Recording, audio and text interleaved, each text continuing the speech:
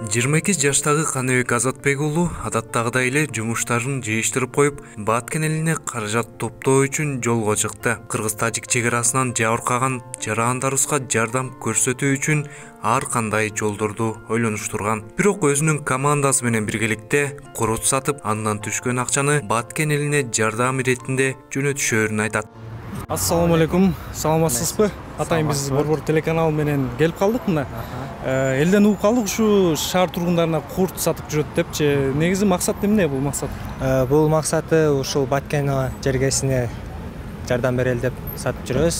Ошол активисттер, жаштар, студенттер, ар бир университеттерден келген студенттер болуп, волонтерлук кылып, ошо куруттар сатып атабыз. Куруттан түшкөн акчаны биз Баткенге жөнөтөбүз. Акчалай жагынан же болбосо продукты жагынан. Негизи куртту базардан эле алып атасыздар, муну базардан алып анын үстүнө канча сомдон кошуп сатып атасыз, ошо боюнча айтсаңыз. Ооба, албетте, базардан алып, үстүнө бир аз акча кошобуз, андан кийин сатабыз. Анда биздин көрүүчүлөр менен чогуу биргеликте сиздерге курт сатканга биз жардамдашалы. Азыр болсо, жүрүңүздөр анда көрүп, ошол эле учурда Баткен элине чогуу биргеликте жардамдашалы.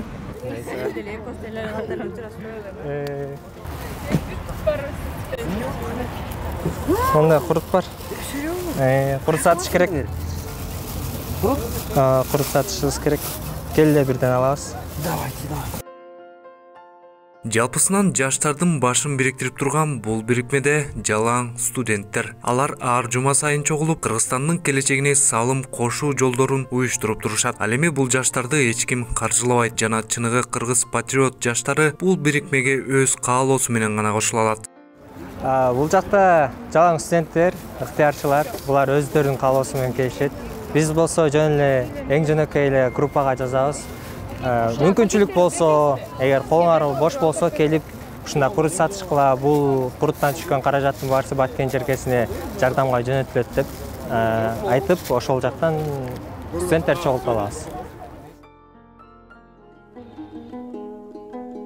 Баткен облусунда куралдуу кагылыштан каза болгондордун саны 59 адамды түздү. Алардын арасында жаш өспүрүмдөр да бар. Ал эми жабыр тарткан жарандардын саны 163 адам.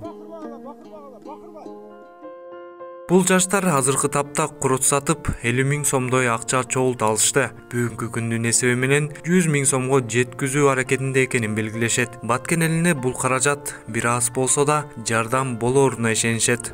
Биз муну Баткенде башталган согушту көргөндөн бери жаштар жөн четте карап тура алган жокпуз.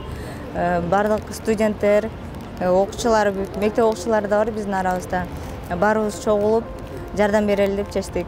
Көбүнчө элдер көбүрөөк топтолгон жерлерде, торговый центрларда, парктарда, ар кайсы жерлерде сатып жүрөбүз азыркы учурда. Саламатсыздарбы? Биз Баткенге жардамды курут сатып жүрөбүз, албайт билесиздер. 50 сомдон. Саламатсызбы? Майда 50 сом бар беле? Баткенге жардам деп курут сатып жүрөбүз, албайсызбы? Саламатсыздарбы? Биз Баткенге жардам деп курут сатып атканбыз, албайт билесиздер. Биз уже алып койдук.